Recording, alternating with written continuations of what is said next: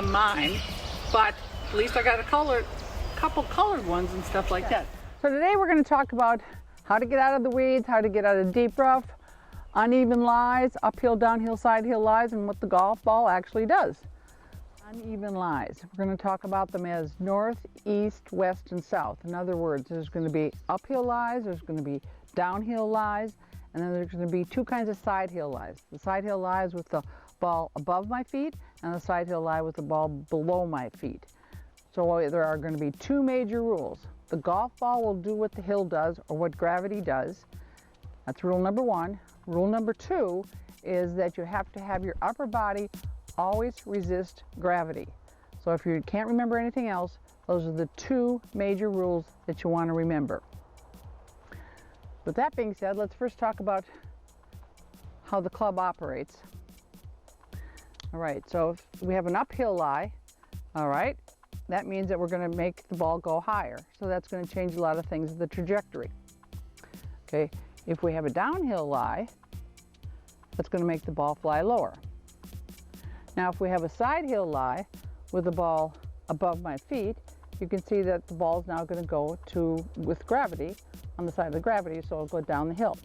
Again, if we have a side hill lie with the ball below my feet, that means that the ball is now going to fly over to the right.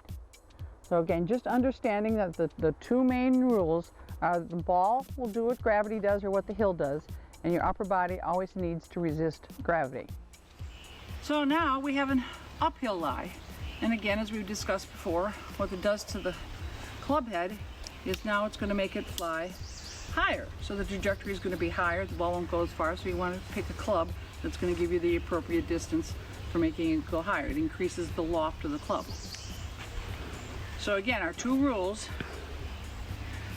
the ball will do what the hill does, so it's going to fly higher, and I want to resist gravity, which is going down with my upper body. So again, I lower my downhill leg, get my shoulders at the same slope as the hill. What I don't want to do is take a normal stance, because then when I go to swing, I'm going to fall backwards and I'll probably top the ball. So again, as we set up, ball position would be about the same, but again, I'm lowering my downhill leg, making sure that my shoulders stay the same slope as the hill. So now again, we follow the hill, so it's a little lower here, and we'll swing up the hill rather than trying to chop into it. So you want your swing to always follow the same slope as the hill. We're going uphill.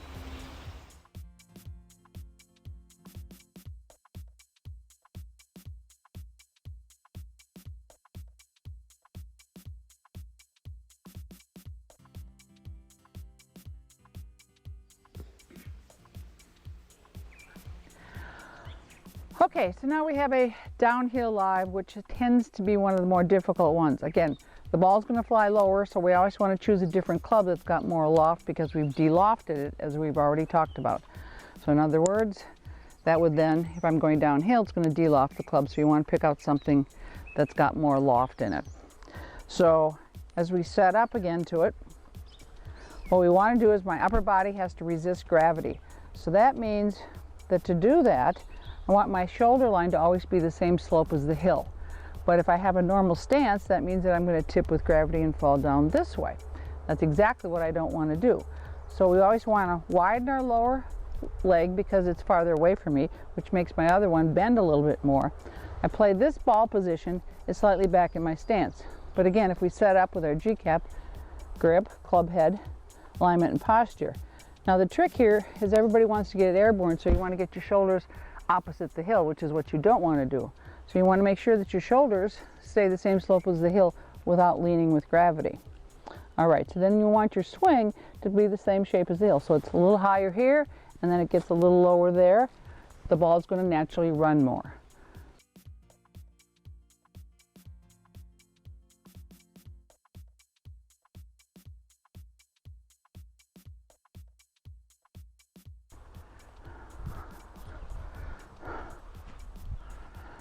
Now we've got a side hill lie with the ball above my feet. So the slope of the land's going to be this way. So again, we're going to talk about the ball will do what the hill does. So again, if it's going above my feet, the ball's going to fly that way. So I change my direction, my alignment, and I want to aim a little bit more to the right because the ball's going to do what gravity does, which is go down the hill. Second rule, my upper body has to resist gravity. So that means that what I don't want to do is take my normal stance, because then as I swing, my tendency will be to fall backwards, and I'll probably top the ball, and the ball might squirt to the right or to the left. So what you want to do here is to resist gravity.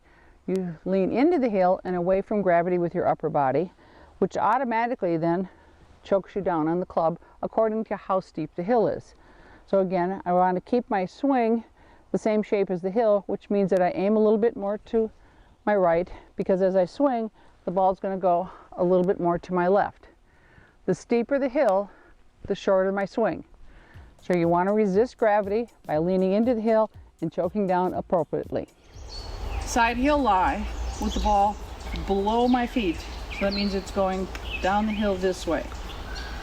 So side hill lie with the ball below my feet. The ball is going to tend to fly that way with gravity, or rule number one, so the ball will fly that way, which means I have to change my setup so that I aim a little bit more to the left if it's going to fly to the right. Rule number two, this is a side hill lie with the ball below my feet. Rule number two will be that my upper body has to resist gravity. So the ball is farther from my face, so it's farther away from me, so I can't lengthen the club anymore. So what I have to do is I have to shorten me. So to resist gravity, that means if I'm standing this way in my normal stance, as I swing, I may tend to lose my balance, and I'll go with gravity. So we have to resist gravity with your upper body, which means I simply have to stay in my posture position and bend my knees more, which pulls my upper body back and away from gravity. The difficulty of this shot is that you tend to want to come up and pop up. So when you do this, the steeper the hill, the shorter the swing, and I really have to make sure that I stay in my posture position and very little leg movement. So again, it's a difficult shot, but you want to maintain your balance and resist gravity.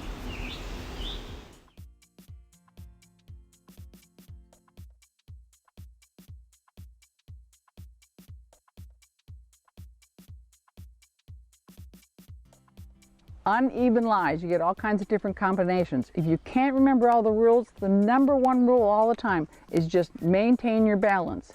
Create balance somehow, and the steeper the hill, the shorter the swing.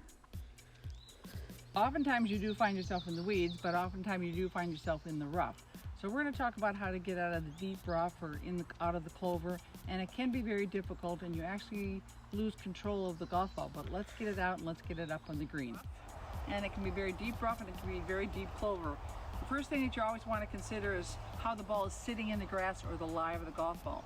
In this one, we've got lots of cushion underneath, so it's really easy to go underneath it, but you really have to get the club head through it. So we really want to make sure that we understand that anytime the toe passes the heel, we're going to get stuck in the rough. So what you don't want to do is let it turn and get closed, because it also de-lofts the club. You can't get enough height on the ball at all. So when you go in, what you want to do is maybe even have it slightly open so that the toe is behind the heel. And you want to set it down and make sure that you keep your hands ahead of it, so that when you're going to hit it, you're going to actually really make sure that your backhand stays in extension. You also want to make sure that you don't want to take it back real low or come sweeping right through. So you make your swing slightly steeper so that it comes down and goes underneath the ball.